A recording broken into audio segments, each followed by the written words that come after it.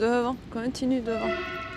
3 à 4 jours par semaine, accompagnée de son chien guide Impact, Martine se rend au nouveau centre de loisirs pour déficients visuels.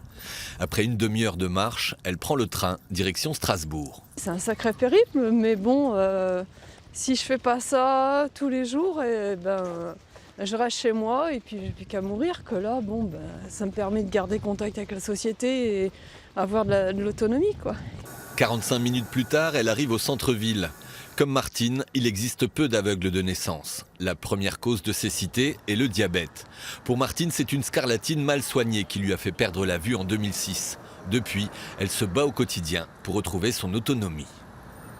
AAL, espace culture et loisirs. Au programme ce matin, jeux, comme ici le ping-pong adapté appelé Showdown, ou encore informatique sonore. Ils sont une dizaine ici ce matin.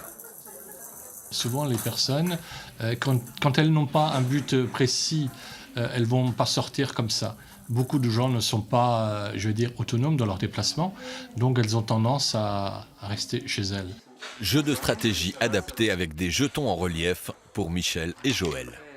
J'ai découvert ici, grâce à Thomas et son équipe, le bien-être, hein, de faire autre chose que de rester chez soi. Et puis C'est presque une nouvelle famille.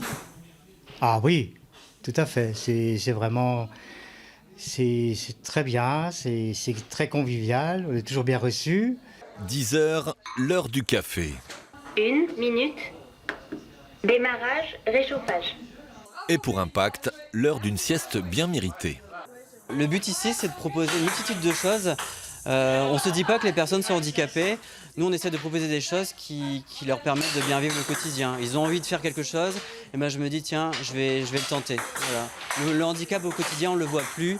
C'est ce qui est important. Midi, l'heure de partir déjeuner.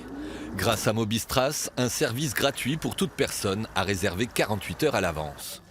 15h, l'heure de se jeter à l'eau. Toute la petite famille s'offre un après-midi piscine à la quai Bitseno.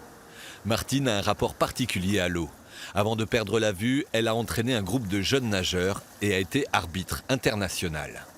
Comment vous faites pour aller tout droit ? Alors comment je fais pour aller tout droit ? Donc c'est-à-dire on ressent l'eau sur notre corps mieux que quand on voit et on compte les coups de bras et on doit équilibrer le tirage des bras à chaque mouvement. Dans l'autre bassin, Thomas accompagne Laurent qui cumule cécité et surdité. Pour lui, c'est un moment de détente, de bien-être. Il se sent vraiment bien dans l'eau et c'est un moment pour lui pour se faire du bien. Voilà. Comment vous faites pour communiquer ? Pour communiquer, on parle avec lui au niveau de la main. On lui écrit dans la main et on essaye de faire des gestes, on le touche un petit peu. C'est aussi des ressentis. Pour l'instant, ils ne sont qu'une dizaine à participer régulièrement.